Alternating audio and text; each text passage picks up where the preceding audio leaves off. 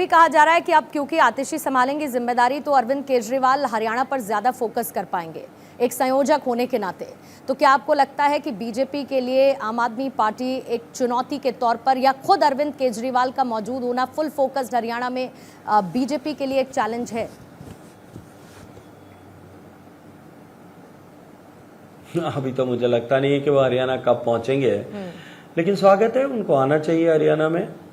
लेकिन हरियाणा की जनता भारतीय जनता पार्टी को तीसरी बार मौका देने का मानस बना चुकी है।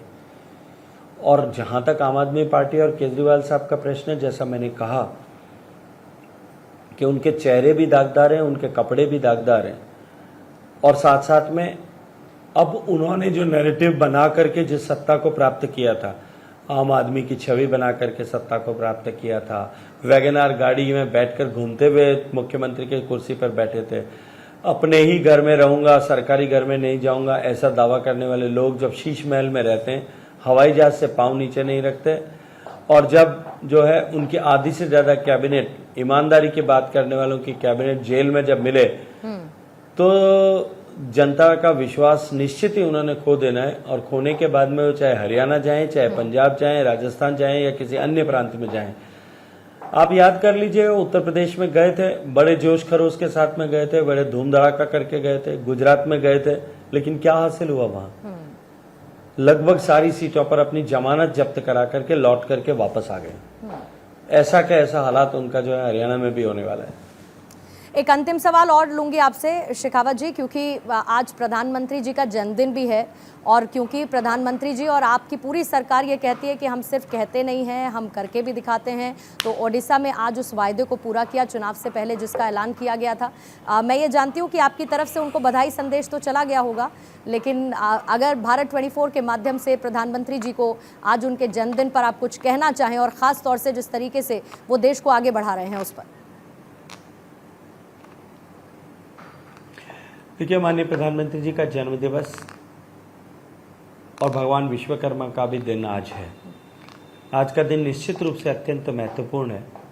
क्योंकि पिछले 10 वर्षों में देश ने अपने महबूब नेता, अपने प्रिय नेता के जन्म दिवस को सेवा के दिवस या इससे लेकर के आगे आने वाले 15 दिन तक सेवा पखवाड़ा के लिए, फोर्टनाइट टू सर्विस, उसके रूप में मनाना प्रारंभ किया था।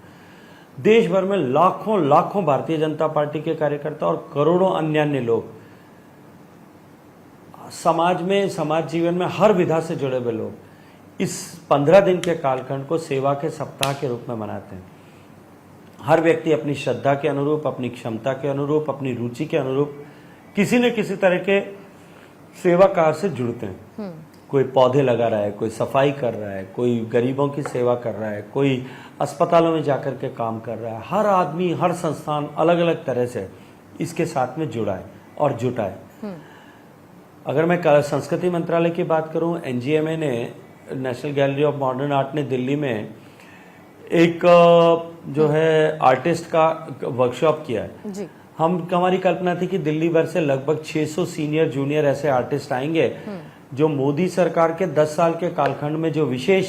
जिन चीजों पर बल दिया गया, महिला सशक्तिकरण, स्वच्छता, क्लाइमेट चेंज, रोजगार, इन सब के विषयों पर कुछ न कुछ, स्वच्छता, इन सब के विषयों पर अपनी तरफ से वो कुछ पेंटिंग्स बना करके जो है एक संदेश दें। कलाकारों की दुनिया में भी जैसा मैंने कहा कि देश का हर आदमी जुड़ना चाहता है। देश के आर्टिस्ट जो चित्रकार हैं उनकी दुनिया में भी इस बात का इतना संदेश गया कि जहां हमने 600 लोगों की अपेक्षा की थी, वहाँ लगभग 2000 लोग वहाँ आए और अभी वो जो है सभी लोग मिलकर के किसी न किसी थीम पर, और कल तो आप सैंड आर्ट को भी देखने के लिए पहुंचे थे, कौशल का प्रदर्शन वहाँ कर रहे हैं। हाँ, उसमें भी आप शामिल हुए थे सर, लेकिन आपकी तरफ से बधाइयां। Sand art